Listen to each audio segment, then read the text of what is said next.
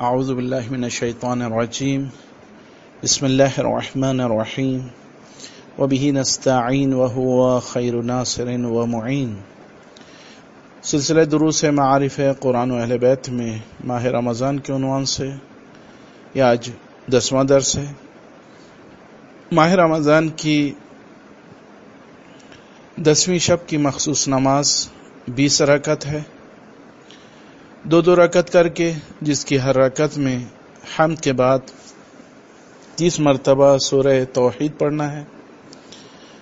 ماہ رمضان کے 10ویں روزے کے ثواب کے سلسلے میں کتاب فضائل الاشہر الثلاثہ کے صفحہ نمبر 81 پہ نبی اکرم صلی اللہ علیہ وآلہ وسلم کی یہ روایت ہے کہ آپ ارشاد فرماتے ہیں، اللہ تعالی 10ویں روزے کے عوض تم لوگوں کو تمہاری 70,000 حاجتیں پوری کرتا ہے، اور چاند و سورج اور ستارے اور حیوانات اور پرندے و درندے اور جمادات و نباتات اور ہر خشک و تر تمام چیزیں، یہاں تک کہ دریا کی مچھلیاں اور درختوں کے پتے تلک تم لوگوں کے لیے طلب مغفرت کرتے ہیں۔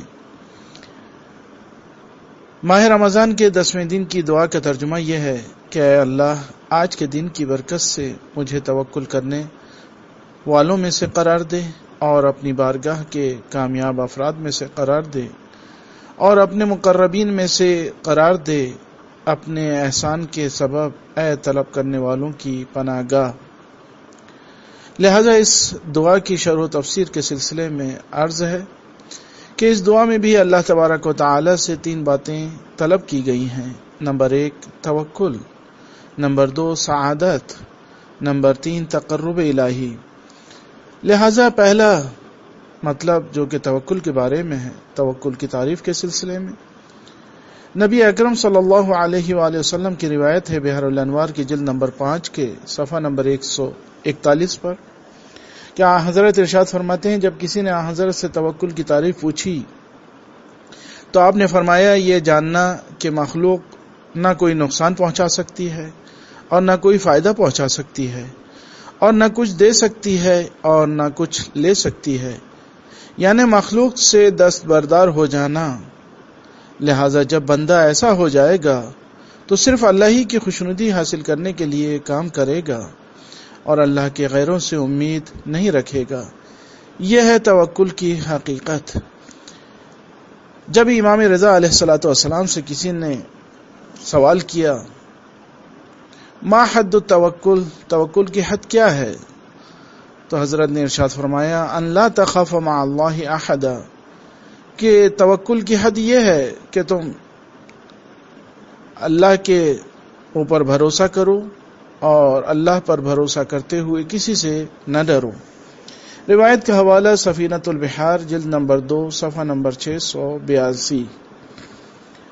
قرآن مجید میں توکل کی اہمیت کے حوالے سے چند چیزیں بتائی گئی ہیں کہ توکل کی اہمیت کے حوالے سے پہلی اہمیت یہ ہے کہ توکل علامت اسلام ہے، جیسا کہ سورہ یونس کی آیت نمبر 84 میں ارشاد ہوا، اور موسیٰ نے اپنی قوم سے کہا کہ اے میری قوم، اگر تم لوگ اللہ پر توکل رکھتے ہو تو اللہ ہی پر بھروسہ کرو اگر تم لوگ مسلمان ہو۔ دوسرے توکل کی علامت اور اہمیت یہ ہے کہ یہ توکل علامت ایمان ہے، جیسا کہ سورہ مائدہ کی آیت نمبر 23 میں ارشاد ہوا، اور اللہ ہی پر بھروسہ کرو اگر تم لوگ مومن ہو۔ تیسرا توکل کا یہ فائدہ کہ اللہ تمام امور میں کافی رہتا ہے، جیسا کہ سورہ طلاق کی آیت نمبر 3 میں ارشاد ہوا، جو بھی اللہ پر بھروسہ کرتا ہے تو اللہ اس کے تمام امور کے لیے کافی رہتا ہے۔ البتہ توکل کے کچھ اثرات بھی روایات میں بیان ہوئے ہیں۔ ایک اثر توکل کا یہ ہے کہ انسان میں تقوی حاصل ہوتا ہے، جیسا کہ نبی اکرم صلی اللہ علیہ وآلہ وسلم کی روایت ہے کہ آپ نے ارشاد فرمایا، جو یہ چاہتا ہے کہ لوگوں میں متقی ترین فرد قرار پائے، اسے چاہیے کہ اللہ پر توکل کرے۔ روایت کا حوالہ کتاب روضۃ الواعظین جلد نمبر 2 صفحہ نمبر 426۔ دوسرا توکل کا اثر جو ذکر کیا جاتا ہے روایات میں وہ یہ کہ توکل کرنے سے عزت و احترام انسان کو ملتا ہے، جیسا کہ نبی اکرم صلی اللہ علیہ وآلہ وسلم نے ارشاد فرمایا، جو یہ چاہتا ہے کہ اللہ کے لوگوں میں احترام پائے، اسے چاہیے کہ اللہ سے ڈرے۔ روایت کا حوالہ کتاب معانی الاخبار صفحہ نمبر 195۔ دوسرا مطلب دعا میں سعادت کے حوالے سے ہے۔ قرآن میں سعادت کے حوالے سے سورہ ہود کی آیت نمبر 5 اور 6 اور 7 میں اور 8 میں، یعنی ان 4 آیات میں اس طرح سے ملتا ہے۔ سورہ ہود کی آیت نمبر 5 سے 8، یعنی 105 سے 108 تک، جس کا ترجمہ یہ ہے کہ جس دن عذاب آ جائے گا تو کوئی بھی بغیر اذن الہی کے کسی سے بات نہیں کر سکے گا۔ اس دن کچھ لوگ شقی اور کچھ سعادت مند قرار پائیں گے، پھر جو لوگ شقی ہو گئے انہیں جہنم میں ڈالا جائے گا، جہاں صرف چیخ و پکار و گریہ ہوگا۔ وہ وہیں رہیں گے جب تک زمین و آسماں ہے، مگر تمہارا پروردگار جو چاہے، بے شک تمہارا پروردگار جو چاہے وہ کر سکتا ہے۔ اور جو لوگ سعادت مند ہوں گے وہ جنت میں رہنے والے ہیں جب تک آسمان و زمین قائم ہیں، مگر یہ کہ تمہارا پروردگار جو چاہے، جس کی عطا ختم ہونے والی نہیں ہے۔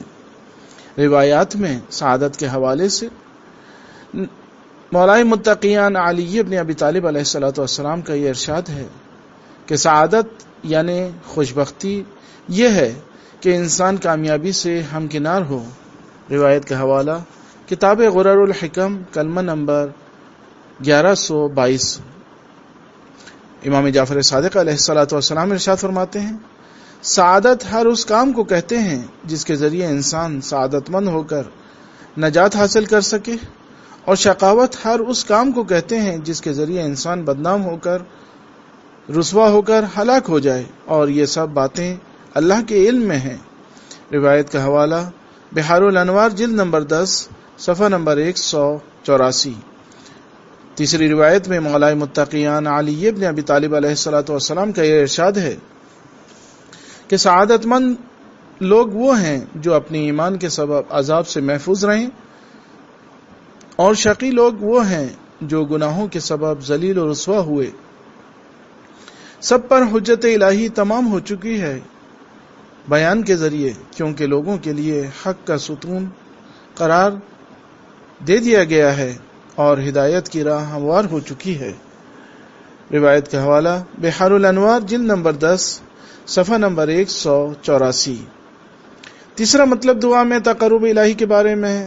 تقرب الہی کے سلسلے میں قرآن مجید کے سورہ فاطر کی آیت نمبر 32 میں ارشاد ہوا، پھر ہم نے اس کتاب کا وارث ان افراد کو قرار دیا جنہیں اپنے بندوں میں سے چن لیا، لیکن ان میں سے بعض اپنے نفس پر ظلم کرنے والے ہیں اور بعض معتدل ہیں اور بعض اللہ کے اذن سے نیکیوں کی طرف سبقت کرنے والے ہیں۔ یہ اللہ کا بہت بڑا فضل ہے۔ اس کے بعد سورہ واقعہ کی آیت نمبر 10، 11 اور 12 میں اس طرح سے ارشاد ہوا، اور سبقت لینے والوں کا کیا کہنا، وہ سبقت ہی لینے والے تھے۔ ایسے ہی لوگ اللہ کے مقرب ہوتے ہیں جو نعمات کے باغات میں ہوں گے۔ اس کے بعد سورہ واقعہ کی آیت نمبر 88 اور 89 میں ارشاد ہوا، اور اگر مرنے والا خدا کے مقرب بندوں میں سے ہوگا تو اس کے لیے آرام اور سکون اور نعمتوں کے باغات ہوں گے۔ تقرب کے سلسلے میں امام جعفر صادق علیہ السلام کا یہ ارشاد مذکورہ آیت کی تفسیر میں کہ ستمگر وہ ہے جو اپنی خواہشات کے گرد چکر لگاتا ہے، اور معتدل وہ ہے جو اپنے دل کے گرد چکر لگاتا ہے، اور سبقت لینے والا وہ ہے جو اپنے پروردگار کے حکم کے گرد چکر لگاتا ہے۔ روایت کا حوالہ کتاب معانی الاخبار صفحہ نمبر 104۔ نبی اکرم صلی اللہ علیہ وآلہ وسلم اس بارے میں ارشاد فرماتے ہیں مذکورہ آیت کی تفسیر میں کہ سبقت لینے والا وہ ہے جو بغیر حساب کے بہشت میں داخل کیا جائے گا، اور معتدل وہ ہے جس کا حساب و کتاب ہوگا، اور ستمگر وہ ہے جو صحرائے محشر میں روک دیا جائے گا، پھر بہشت میں داخل کیا جائے گا۔ یہی وہ گروہ ہوگا جو روز قیامت کہے گا کہ تمام حمد و ثنا اس اللہ کی جس نے ہم سے غم و حزن کو دور کیا۔ روایت کا حوالہ کتاب مجموع البیان، جلد نمبر 10، جلد نمبر 8، صفحہ نمبر 638۔